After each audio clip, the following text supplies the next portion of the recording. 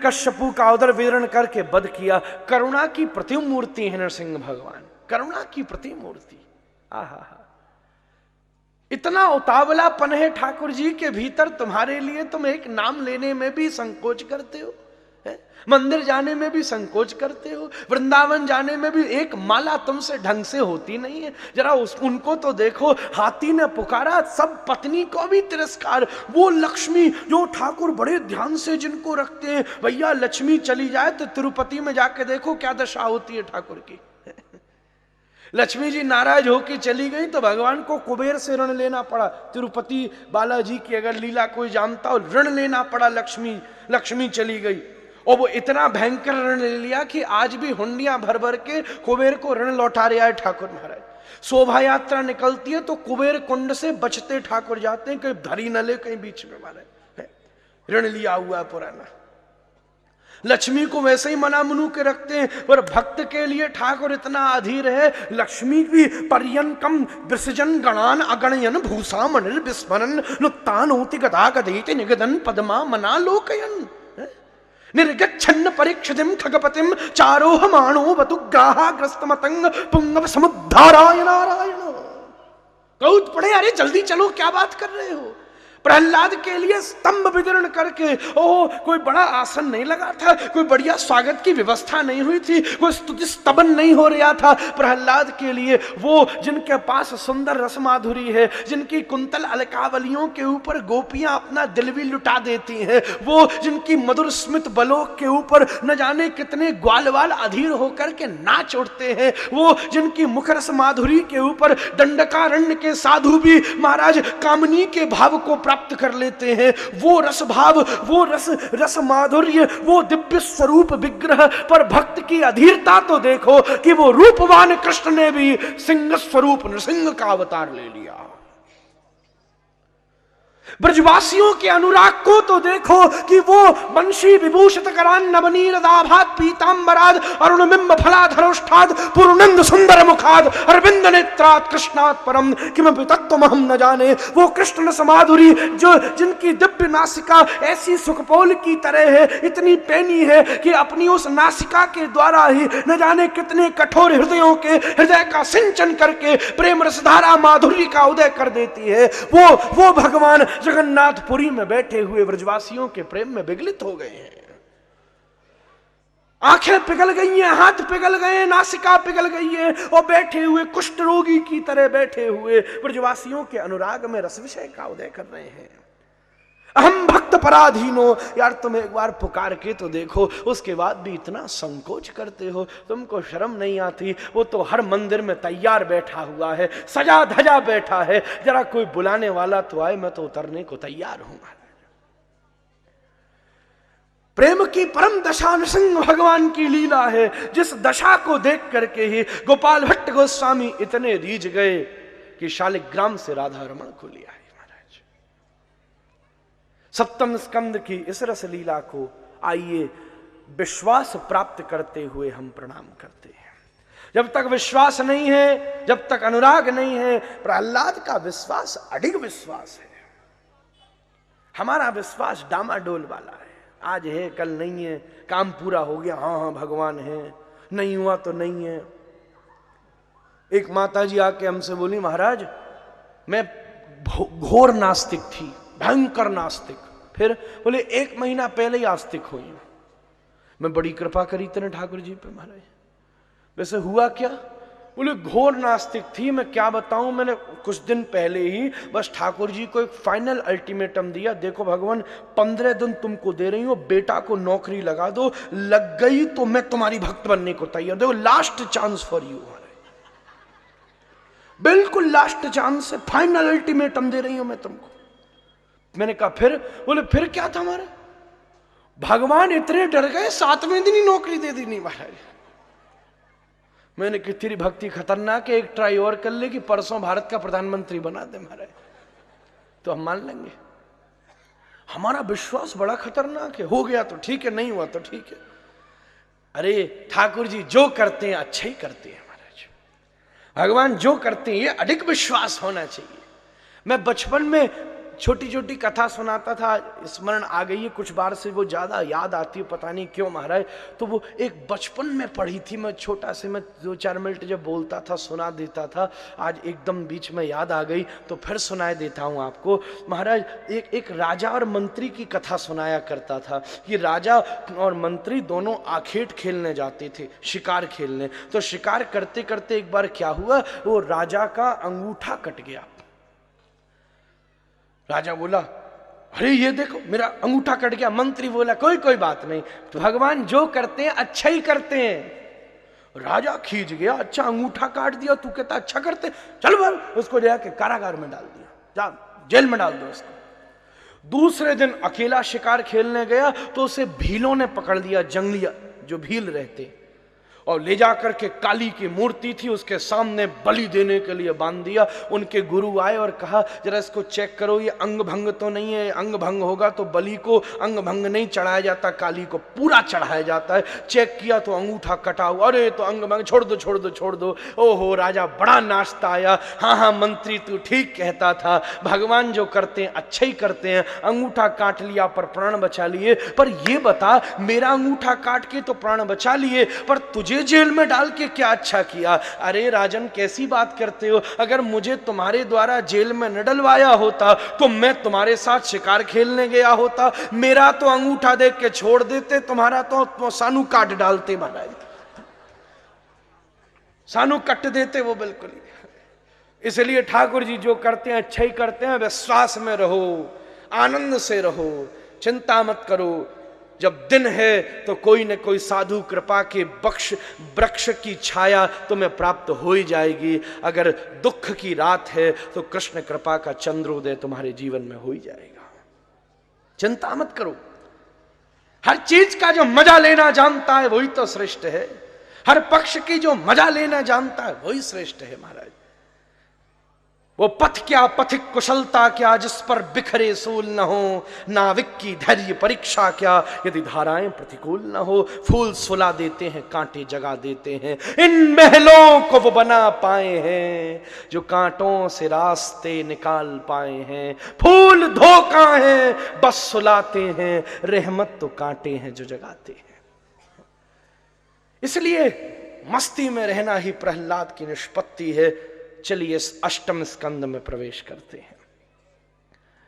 अष्टम स्कंद के चौथे मनमंत्र में गजग्राह की सुंदर कथा का मंगल में वर्णन हुआ है। अपूर्व दिव्य भाव से हाथी ने आकर के मगर ने आकर के हाथी का पांव पकड़ लिया, वो भीतर ले गया, ये बाहर ले आया, वो भीतर ले गया, ये बाहर ले आया, वो भीतर ले गया, ये बाहर ले आया।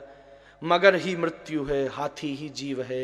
ये लड़ाई रोज चलती रहती है और चलती ही रहेगी। कभी मगर भीतर ले जाएगा तो हाथी बाहर ले आएगा। आंखें खराब हो गई, ले गया मगर भीतर, चश्मा ले आए, हाथी ले आया फिर बाहर। एक दिन बैठे बैठे महाराज अपने आप बाल सफेद हो गए, ले गया मगर भीतर। हम गए बढ़िया गोदरेज की डाई लगाई, जवानी वापस आ गई, फिर ले आया हाथी बाहर।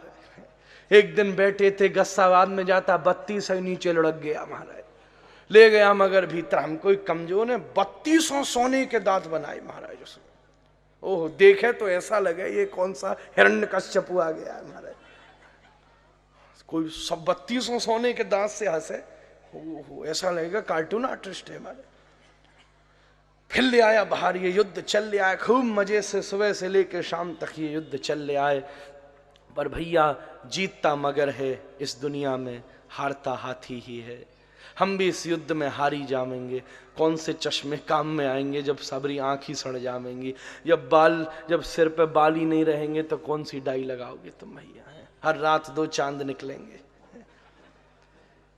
यही चलता रहना, ये युद्ध चल रहा है, सब खत्म हो जाएगा पर ये बुद्धि बचेगी। हाथी का सब खत्म हो गया, इतनी सी सूंड बची। जब लक्ष्मी ने कमल फेंका और कमल आकर के सूंड से टकराया, तभी चिल्ला पड़ा, यत्कश्यनेशो बलिनोन्तकोरगात प्रचंड वेगा धवतावतो भ्रशम भीतम प्रपन्नम परिपाति यद्भयान मृत्यु प्रधावत पूर्णम तमीमहि पाहिमाम श्रीहरि। ये बची सूंड जीव की बुद्धि है, सारे हाथ पाम सब खत्म हो जाते हैं, बुद्धि चलती है। वो कमल ये सत्संग है, जब ये सत्संग ही बुद्धि से टकराता है तभी ये हरि शरणागति को ग्रहण करता है। और पुकार को सुन करके जब भगवान का आगमन होता है, वही कृपा है, वही अनुग्रह है। और उस परम अनुग्रह का परिवर्षण हम आप सब के ऊपर होता रहे।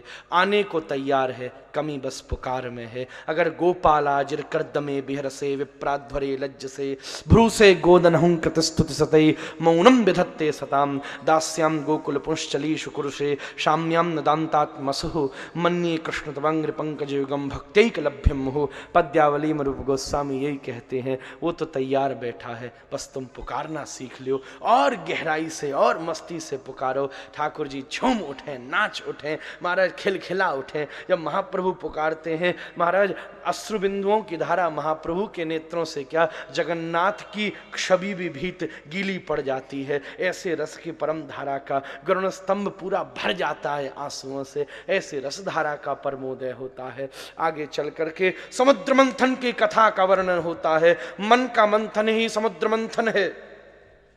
एक तरफ अच्छाइयां रूपी देवता खड़े होंगे, एक तरफ बुराइयां रूपी दैत्य खड़े होंगे। विवेक ही मंदराचल है और शास्त्र ही वासुकी है। इसके द्वारा जब मन का मंथन होता है, तभी सारी के सारे सार्वभौम 14 रत्नों का उदय होता है। पहले मन मत होगे तो सबसे पहले विष ही निकलेगा।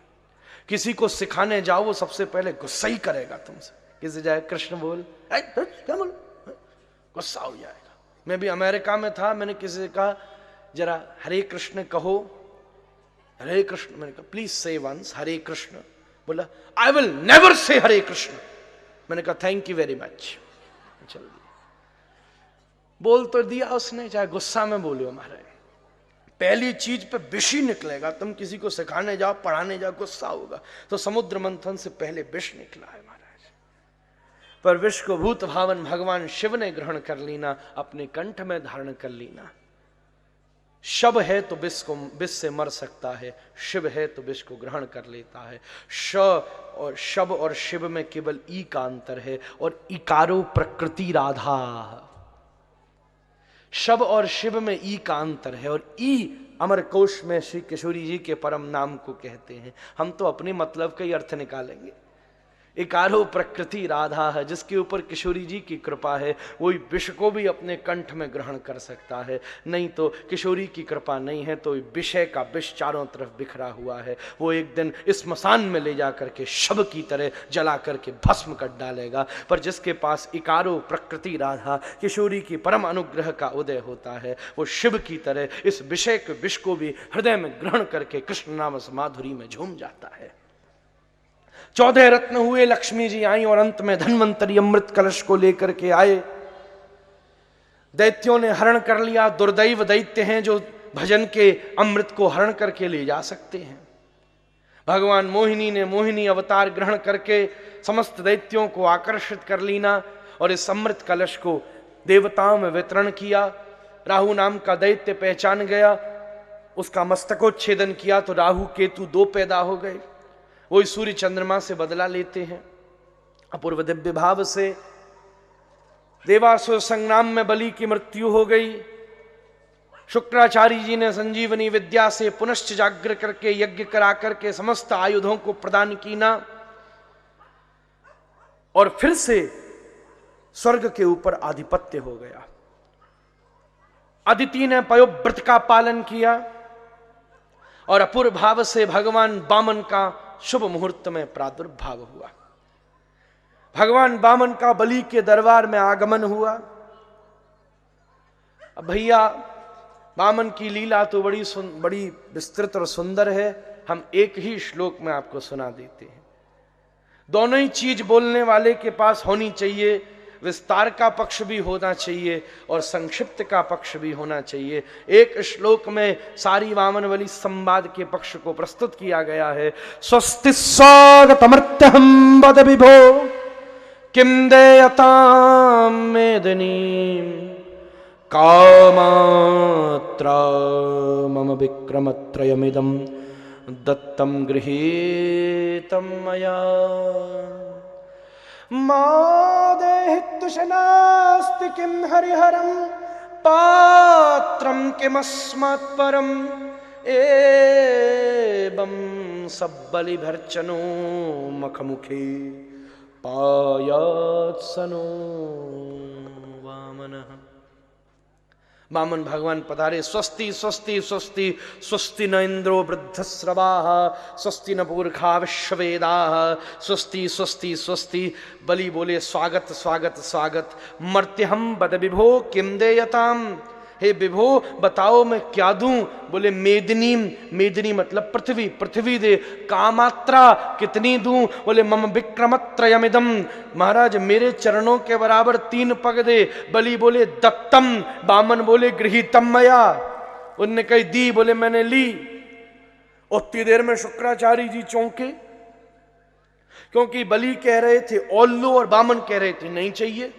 शुक्राचार्य जी चौंके, बोले ब्राह्मण और संतोषी बड़ा कठिन काम है महाराज, सब हो सकता है, संतुष्ट ब्राह्मण मिलना बड़ा कर्रा काम है, the most hard combination on the planet. कभी संतुष्ट हो जाए तो भगवत कृपा ही अपने जीवन में आप समझना। चौंक रहे शुक्राचार्य जी, ब्राह्मणों के संतुष्ट कैसे हो गया। तभी देखा ये तो स्वयं नारायण है। कहा अरे ने कुछ मत दो, ये तो नारायण आए हैं। बलि कहते हैं पात्रम किमस्मात् परम, हे गुरु तुम्हारी कृपा परिवर्षित हो गई। गोविंद सामने है फिर भी न देख सका। आहा शास्त्र ठीक कहता है बिना गुरु कृपा के गोविंद की प्राप्ति नहीं हो सकती। तुमने अनुग्रह किया तभी सामने खड़े गोविंद को मैं देख सका, पर आज इनसे बढ़िया लेने वाला और कौन होगा। पात्रम किमस्मात् परम, जो दुनिया को देता है वो आज लेने आया है, मैं आज लुटने को तैयार हूं। शुक्राचार्य ने गुस्सा होकर कहा तेरा सब नष्ट हो जाए। वाह वाह वाह वाह वाह वाह, श्राप देते देते वरदान दे गए। लोभ में एक धोती बचा भी लेता तो वो भी ठाकुर के चरणों में चढ़ा दूंगा। महाराज 2 पग में सब नाप लिया, तीसरे पग में बलि झुक गया। बोले भगवान जीव का कल्याण तब होता है जब तुम उसकी बुद्धि नाप लेते हो। बलि बोले, वामन बोले बलि मैं तुझे लूटने आया था, तूने मुझे लूट ली ना। सुतल लोक में बैठ, अगला इंद्र तू ही होगा। लक्ष्मी जी राखी बांध करके फिर भैया से दक्षिणा में वामन भगवान को वॉचमैनी से छुट्टी दिला करके लेकर के गई। नवम स्कंद में सूर्यवंश और चंद्रवंश की कथा का वर्णन हुआ। 9वें तक पहुंच गए महाराज। सूर्यवंश और चंद्रवंश के सुंदर कथा का वर्णन हुआ। सूर्यवंश में बड़े बड़े प्रतापी राजा हुए, स्वयं भगीरथ भागीरथी को लेकर के आए हैं। स्वयं शिवी हुए हैं जिन्होंने पक्षी की रक्षा के लिए सब कुछ दे दिया है। और इसी वंश में दशरथ के घर में 4 स्वरूपों में भगवान श्री राम का आगमन हुआ है। चलो राम कथा भी एक ही श्लोक में सुनाई देता हूं।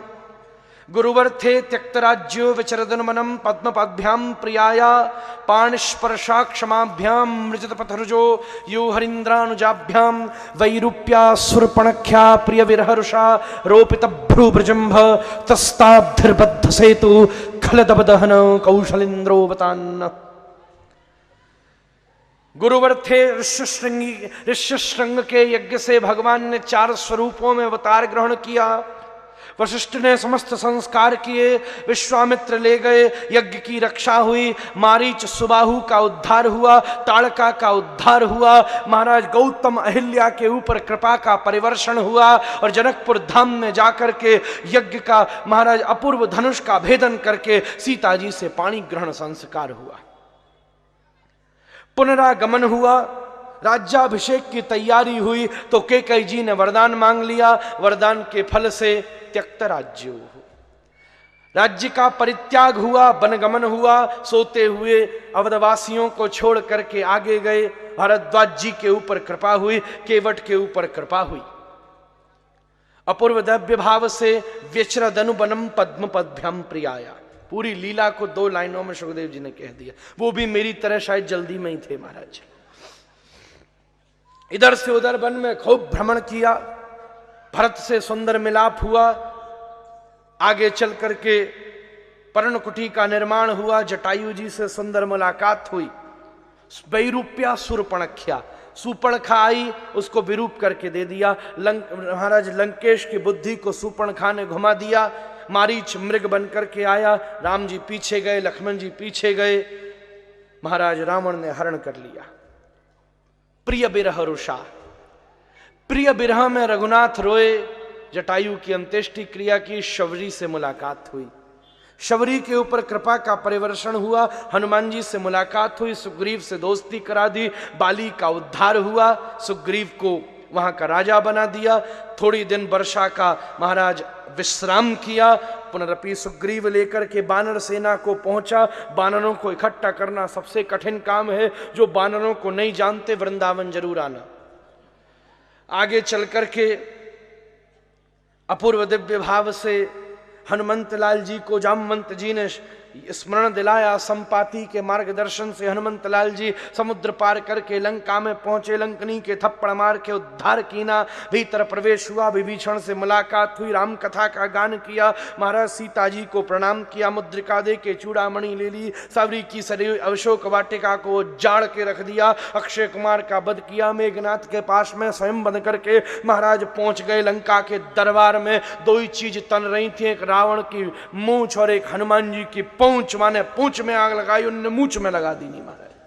सबरी कुंदन, स्वर्ण की लंका को कुंदन की लंका बना करके पुनरागमन हुआ, महाराज श्री राम जी का आगमन हुआ। समुद्र नहीं माना, धनुष उठाया, तो फिर नल नील ने पत्थर डाल करके पुल का निर्माण प्रारंभ किया, अंगद को भेजा, रावण नहीं माना, युद्ध दिव्य प्रारंभ हुआ, महाराज समस्त नाती आदि का वध हुआ, रखनलाल जी को शक्ति लगी, अंत में जाके हनुमान जी दवाई ले आए, आगे चल करके मेघनाथ का वध हुआ, और दिव्य आगे चल करके भगवान ने आदित्य हृदय स्तोत्र पाठ करते हुए नाभि भेदन करके लंकेश रावण का वध हुआ। सबने जय जयकार करी, बोले राघवेंद्र सरकार की।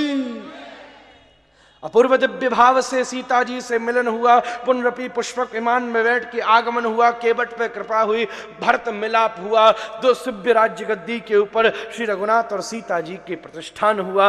दरबार को आइए, पीछे तीनों भैया खड़े हैं, आगे हनुमान जी बैठे हैं, सीताराम आसन पर बैठे हैं। ऐसी दिव्य सुंदर छवि के साथ हम रघुनाथ को प्रणाम करते हैं। राम और कृष्ण बड़े एक ही दिव्य तत्व का स्वयं प्रकाश है। श्रीमन महाप्रभु सबको एक ही महामंत्र में, तुम हरे राम में अगर महाप्रभु को ले भी लोगे तो ठीक बात है, पर महाप्रभु का एक और भी तो भजन है, राम राघव राम राघव राम राघव रक्षमाम। उसमें राघव की व्युत्पत्ति कैसे निकालोगे? इसलिए षड्भुज महाप्रभु में श्री राम भी विद्यमान है, जिनकी महाप्रभु स्वयं मुरारी गुप्त तो केवल श्री राम राम राम राम राम राम ही आस्वादन करते हैं। महाप्रभु कह भी दें तो जीव उनकी राम क्री करके राम पे ही पहुंच जाती है, वो क्या करें बेचारे, ऐसी राम भक्ति है। भगवान के मुख के परम वल्लभाचार्य जी ऐसा लिखते हैं कि भगवान के मुख का जो सौंदर्य है वो रामावतार है महाराज। मुख सौंदर्य नाम स्वरूप है, क्योंकि निवृत्ति परायण दंडकारण्य के ऋषियों का जो मन हर ले वो ऐसे ही थोड़ी ना होगा। गोपियों का मन हर लिया वो तो श्रेष्ठ है ही है, पर जो दंडकारण्य के निवृत्ति परायण महात्मा पुरुषों के मन का हरण कर ले, उस पुरुष का मुख कैसा सुंदर होगा। ऐसे श्री राघवेंद्र सरकार, श्री राम जय राम, क्या बात है महाराज। श्री शब्द पूर्वम जय शब्द मध्यम, श्री शब्द च पुनर्पयुक्तम, त्रिसप्त कृत्वा रघुनाथ नामो जप्त्वा निहन्यान द्विजकोटि हत्याम। जो श्री राम जय राम इस 13 अक्षरी मंत्र का दिव्य गान करता है, वो द्विजकोटि हत्याम। वाह वाह वाह वाह। शास्त्र तो ये लिखते हैं कि कोटि द्विज हत्याम, ब्राह्मण अनेक हत्याओं के पाप से विनिवृत्त हो जाए। नाम की बड़ी महिमा है भैया। अपूर्व दिव्य भाव से राघवेंद्र सरकार की लीला को प्रणाम करते हैं। चंद्रवंश के सुंदर अनुपम, उसमें भी बड़े बड़े प्रतापी पुरुष हुए हैं। स्वयं महर्षि च्यवन की बड़ी मंगलमय कथा का प्रारंभ हुआ है, पर श्री चंद्रमा ने राम जी से प्रार्थना बहुत करी कि भगवान आप हमारे पास क्यों नहीं आए? तुम सूर्य वंश में आए तो कम से कम आ तो चंद्रमा के नीचे जाते। सूर्य वंश में आए और फिर भी सूर्य के नीचे आ गए। तो राम जी ने कहा चलो कोई बात नहीं, हम आए हैं सूर्य वंश में, पर हमारा नाम तब पूरा होगा जब तुम्हारा नाम हमारे साथ लगेगा। इसलिए राम जी का जब पूरा नाम लिया जाता है तो रामचंद्र लिया जाता है महाराज। राम के साथ चंद्र जुड़ा हुआ है। रघुनाथ का पूरा नाम चंद्रमा के साथ होता है। रामचंद्र, कृष्णचंद्र, चंद्रमा समान जन का मुख, पूर्णिमा के चंद्रमा के समान। आगे चल करके चंद्रवंश की कथा का वर्णन हुआ है। नवम स्कंद के अंतिम श्लोकों में पूरी कृष्ण लीला का संक्षिप्त वर्णन किया गया है। तब परीक्षित दसम स्कंद के प्रथम श्लोक में कहता है, कथितो वंश विस्तारो भवता सोम सूर्यो राज्ञाम क्षोभय वंशानाम चरितम परमाद्भुतम। आज दसम स्कंद में हम सबका प्रवेश हो चुका है। महाराज ठाकुर जी की कृपा से ये संभव हुआ। जो 45 मिनट में हम पहले स्कंद के पहले अध्याय से दसवें स्कंद के पहले अध्याय पहुंच चुके हैं। हनुमान जी ने एक समुद्र लांगा। हनुमान जी की कृपा से 18,000 महाराज 10 स्कंदों को लांघने का सत सौभाग्य हमको प्राप्त हुआ। पर त्वानु कीर्ति थी तो पहुंचा ही दिया महाराज। देख लो, एवं ही नहीं छड्डा त्वानु महाराज, पहुंचा ही दिता त्वानु।